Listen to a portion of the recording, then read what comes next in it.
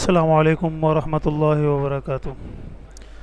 عزیز طلبہ کرام، امید ہے آپ سب خیریت سے ہوں گے۔ اللہ رب العزت سے دعا ہے کہ وہ آپ کی عمروں میں، اعمال میں، اخلاق میں ترقی عطا فرمائیں، آمین۔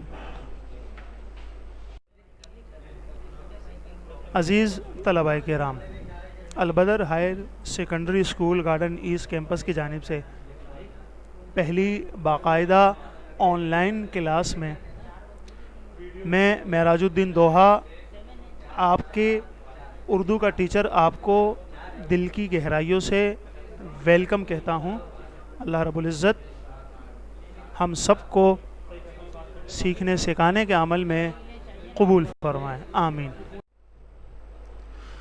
عزیز طلبہ کرام، حمد کی تعریف آپ گزشتہ کلاسز میں پڑھ چکے ہیں، یہاں میں دہرا دیتا ہوں۔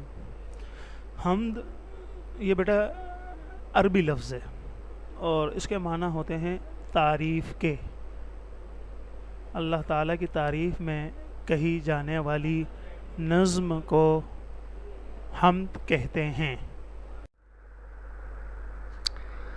عزیز طلبہ کرام، آپ اسکرین پہ دیکھ سکتے ہیں حمد باری تعالیٰ، اور اس کے نیچے میں نے مختلف تصاویر آپ کے سامنے رکھی ہوئی ہے۔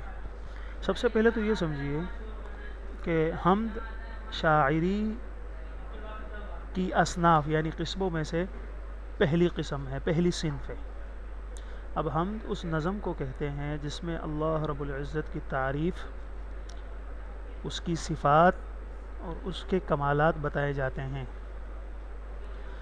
یہ دنیا، زمین، آسمان، سورج، چاند، ستارے، سیارے، پوری کہکشاں، سمندر، غرض ہر چیز اللہ رب العزت کی قدرت اور اس کے وجود کی گواہی دے رہی ہے، اور اللہ تعالیٰ اپنی صفات میں یکتا ہے اور عبادت کے لائق اس ہی کی ذات ہے۔ یہ ہمارا آپ کا ایمان اور یقین ہے۔ زیر نظر اسکرین پر آپ دیکھیے، دائیں جانب میں نے دو تصاویر دی ہے جو کہ سمندر کی ہے۔ اب دیکھیے، کہا جاتا ہے کہ دنیا میں 70% حصہ پانی پر مشتمل ہے، اور اللہ رب العزت ارشاد فرماتے ہیں وَجَعَلْنَا مِنَ الْمَاءِ كُلَّ شَيْءٍ حَيٍّ، کہ جو بھی روئے زمین پر جاندار ہے اس کو ہم نے پانی سے پیدا کیا ہے۔ اگر آپ سمندر جائیں تو آپ کو لگے گا کہ کائنات تو بس سمندر ہی سمندر ہے، اور پھر سمندر میں اللہ رب العزت نے پانی میں ڈبونے کی حیثیت رکھی ہے کہ وہ ڈبوتا ہے۔ یہ کمال ہے اس کا، کتنا بڑا سمندر۔ یا اگر آپ ریگستانی علاقوں میں جائیں تو آپ کہیں گے کہ دنیا تو بس ریگستان ہی ہے، یا اگر آپ پہاڑوں کی طرف چلے جائیں تو آپ کہیں گے کہ دنیا میں تو صرف پہاڑ ہی پہاڑ ہے، اتنے بڑے بڑے پہاڑ۔ والجبال اوتادا، قرآن پاک میں اللہ رب العزت فرماتے ہیں والجبال اوتادا، ہم نے پہاڑوں کو زمین پر میخیں بنا کر ٹھوک دیا۔ جب اللہ رب العزت نے زمین پیدا کی تو وہ ہلنے لگی، تھرانے لگی۔ اللہ رب العزت نے اس پر پہاڑ میخ کی صورت میں ٹھونک دیے تاکہ یہ ہلے نہیں۔ والجبال اوتادا، اگر پہاڑی سلسلہ جات آپ دیکھ لیں، یا آپ کو پتہ ہوگا کہ دنیا کے سب سے بڑی چوٹی وہ ہے ماؤنٹ ایوریسٹ کی۔ ہمارا جو پاکستان کی سب سے بڑی چوٹی ہے وہ کیٹو کا پہاڑ ہے۔ تو آپ وہاں چلے جائیں تو آپ حیران پریشان کہ بس دنیا میں تو یہی چیز ہے۔ اسی طرح آپ اس کے ساتھ والی تصویر میں دیکھیں، سورج ہے۔ سورج واللہ عالم کتنے سال ہو گئے کہ سورج اپنے مخصوص وقت پر اٹھتا ہے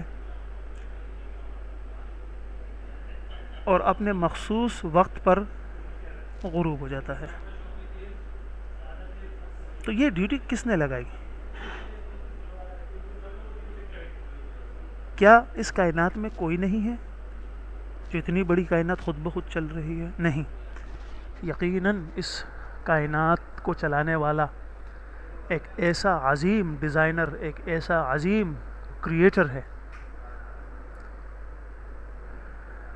کہ اس کے حکم کے بنا ایک پتا بھی نہیں ہل سکتا. سورج کو دیکھ لیں، سورج میں اتنی روشنی ہے، اتنی گرمی ہے کہ سورج کے قریب جانے کا بھی نہیں سوچا جا سکتا، اتنی گرمی. تو اس میں یہ گرمی کس نے رکھی ہے؟ اللہ رب العزت نے. اگر آگ جلاتی ہے تو یہ صفت کس نے رکھی ہے بھائی؟ اللہ رب العزت. پانی اگر ڈبوتا ہے تو یہ صفت کس نے رکھی ہے؟ اللہ رب العزت نے. لیکن جب اللہ رب العزت کا حکم ہوا آگ کو کہ تو میرے بندے ابراہیم کو نہیں جلائے گی، تو وہ آگ ان کے لیے گلے گلزار ہو گئے. کیوں؟ کیونکہ آگ یا سورج یہ بھی مخلوق ہے، اور جب اس کے خالق نے ان کو حکم دیا کہ تم میرے نبی کو نہیں جلاؤ گے، تو انہوں نے اپنا کام چھوڑ دیا. کیوں؟ کیونکہ یہی حکم دیا گیا تھا. موسیٰ علیہ السلام پانی پر تیر کے جا رہے ہیں، پانی ان کو ڈبو سکتا تھا لیکن اللہ رب العزت کی طرف سے حکم نہیں تھا. اسی طرح اگر آپ دیکھیں، جب سورج اپنی ڈیوٹی کر کے چلا جاتا ہے، کام کاج میں بھی آپ دیکھتے ہو کہ ایک شفٹ کی اگر ڈیوٹی ختم ہو جائے، مزدور چلے جاتے ہیں تو دوسری شفٹ شروع ہو جاتی ہے، اور دوسری شفٹ والے جب چلے جاتے ہیں تو تیسری یعنی سی شفٹ شروع ہو جاتی ہے. تو بالکل اسی طرح جب سورج کی ڈیوٹی ختم ہو جاتی ہے، اللہ رب العزت نے ڈیوٹی لگائی ہے چاند کی. چاند اپنی روشنی کہاں سے مستفاد کرتا ہے، کہاں سے پکڑتا ہے، کہاں سے لیتا ہے؟ یہ سورج سے اپنی روشنی لیتا ہے. اور جب سورج غروب ہو جاتا ہے تو یہ ہمیں روشنی دیتا ہے. اگر آپ کسی میدانی علاقے میں ہوں یا دیہی علاقے میں ہوں تو آپ وہاں چاند کی آب و تاب دیکھ کر مبہوت رہ جائیں گے، حیران رہ جائیں گے. یا اللہ، اتنی رات لیکن سب کچھ صاف دکھ رہا ہے. کیوں؟ کیونکہ چاند روشنی کر رہا ہے. اسی طرح اگر آپ باغ باغیچے میں چلے جائیں تو وہاں آپ کو نظر آ رہا ہوگا ہزار اقسام کے پھول، ہر پھول کی الگ خوشبو، ہر پھول کی رنگت الگ، ہر پھول کے خواص الگ. اب جیسے پھول کے خواص ہوتے ہیں نا کہ اس کے لیے آب و ہوا ضروری ہے. مثلا کچھ ایسے پھول یا پودے ہیں جو کراچی کی آب و ہوا میں پل بڑھ نہیں سکتے، ان کے لیے ٹھنڈے علاقے چاہیے. یا اگر ایسے پھول یا درخت جو ٹھنڈے علاقوں کے ہیں، اگر آپ اسے یہاں لے آئیں، بلکہ میں مثال دوں گا سمندر کی مچھلی کی. ہمارا سمندر کراچی کا یہ گرم پانی کا ہے، اگر یہاں سے آپ مچھلیاں کچھ پکڑ کے زندہ اوپر ہمارے گاؤں سوات لے جائیں اور وہاں اس پانی میں ان مچھلیوں کو چھوڑ دے تو وہ اس میں سروائیو نہیں کر پائیں گے. تو یہ کون کر رہا ہے یہ سب؟ مچھلی وہی، پانی وہی ہیں، لیکن یہاں وہ زندہ ہے، وہاں وہ مر جاتی ہے. اللہ، نو ون ایلس، صرف اللہ. کیوں؟ کیونکہ اسی نے تمام چیزوں کو ان کے صفت اور کمالات دیے ہیں، اور وہی اس پر قادر ہے کہ وہ ان سے ان کے کمالات اور صفات کو کھینچ لے. مثالیں میں نے آپ کے سامنے رکھ دی. اسی طرح اگر میں آپ کو ایک اور مثال دوں تو وہ مثال ہوگی پانی کی. آپ کراچی سے پانی لے جائیں اور سوات کے یخ بستہ سمندر سے کچھ مچھلیاں پکڑ لیں اور ان مچھلیوں کو اس بالٹی میں کراچی والے پانی میں ڈال دیں، وہ سروائیو نہیں کر پائیں گے. تو الغرض مقصد یہ ہے کہ کوئی تو ہے جو نظام ہستی چلا رہا ہے، وہی خدا ہے. اب جو کہتے ہیں کہ بس ایک دھماکہ ہوا اور کائنات بن گئی؟ نہیں. ہم اور آپ دیکھتے ہیں ایک چھوٹی سی گھڑی، اس کو بنانے کے لیے کتنے جتن کرنے پڑتے ہیں، کتنی مشینریوں سے اس کے چھوٹے چھوٹے پرزے کر کے جو ہے بنایا جاتا ہے. تو ایک چھوٹی سی گھڑی، بلکہ اس کو بھی چھوڑ دیجیے،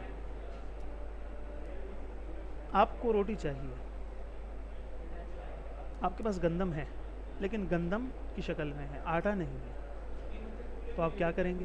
آپ سب سے پہلے اس گندم کو پیس کر آٹا بنائیں گے، پھر اس میں سے جو اس کے موٹے موٹے ذرات ہیں وہ چھان کر الگ کر دیں گے، اور جو باریک ذرات ہے وہ آٹے کی صورت میں آپ اکٹھا کر لیں گے. لیکن روٹی آپ کی اب بھی نہیں تیار. آپ اس میں کیا کریں گے؟ آپ اس میں مزید محنت کریں گے. آپ اس میں نمک ڈالیں گے، آپ اس میں خمیر ڈالیں گے، آپ اس میں پانی ڈالیں گے، پھر اس کے ساتھ بھی محنت کر کے ہاتھوں سے گوندیں گے. آپ نے مزید محنت کی مگر آپ کی روٹی تیار نہیں. آپ مزید محنت کرتے ہیں، آپ آگ کا الاؤ روشن کرتے ہیں، اس پر توا رکھتے ہیں، توا کے گرم ہونے کا انتظار کرتے ہیں، اور بعد ازاں جب توا گرم ہو جائے اس پر آپ روٹی کو بیل کر پکاتے ہیں. یہاں بھی روٹی 2 سے 3 منٹ لیتی ہے پکنے میں. اس کے بعد روٹی آپ کے سامنے ہے، آپ اس کو کھا سکتے ہیں، آپ اپنی بھوک مٹا سکتے ہیں. تو ایک چھوٹی سی روٹی کے لیے ہمیں اتنی جھنجھٹوں سے گزرنا پڑتا ہے. تو لازمی ہمیں سوچنا چاہیے کہ یہ جو اتنی بڑی کائنات ہیں، یہ ایویں خود بخود دھماکے سے وجود میں آ گئی؟ نہیں، یقیناً اس کے پیچھے اس کا بنانے والا ہے، اس کائنات کا بنانے والا ہے، تخلیق کرنے والا ہے، پیدا کرنے والا ہے. اور جب وہ اتنی بڑی ذات ہے تو اس میں کوئی شک نہیں رہ جاتا کہ وہی اس لائق ہے کہ اس کی تعریف کی جائے، اس پر ایمان لایا جائے، اس کی مانی جائے، اور وہ جیسا کہتا ہے کیا جائے. کیوں؟ کیونکہ ہم نے اسی نے پیدا کیا، وہی رزق دے رہا ہے. ذلت اور عزت اسی کے ہاتھ میں ہے، کسی کو ترقی دینا اسی کے ہاتھ میں ہے. اگر پوری دنیا مل جائے اور کسی کو نقصان پہنچانا چاہے تو جب تک اللہ رب العزت نہ چاہے وہ نقصان اس کو نہیں پہنچا سکے، جب تک اللہ نہ چاہے. اور اگر پوری دنیا مل جائے اور کسی کو فائدہ پہنچانا چاہے مگر اللہ نہ چاہے تو اس کو فائدہ نہیں پہنچا سکتے. تو بھائیو، یہ یقین ہمارے دلوں میں پختہ ہو جائے کہ ہم اپنے بنانے والے کی عبادت کریں اور اس کی بڑائی اپنے دل میں پختہ کر لیں. تو بھائی، آج کا سیشن ہم اسی پہ موقوف کر دیتے ہیں. آج کے لیے اتنا کافی ہے. اور آپ کے لیے ہوم ورک یہ ہے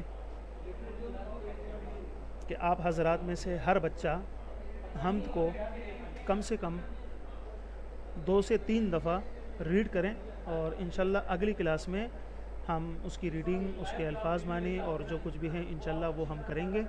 تب تک کے لیے آپ سے اجازت چاہیں گے. اپنی دعاؤں میں یاد رکھیے گا، ہم بھی آپ کو دعاؤں میں یاد رکھیں گے. اللہ رب العزت ہم سبھی کو اپنی رضا پہ راضی فرما دیں. والسلام علیکم ورحمۃ اللہ وبرکاتہ.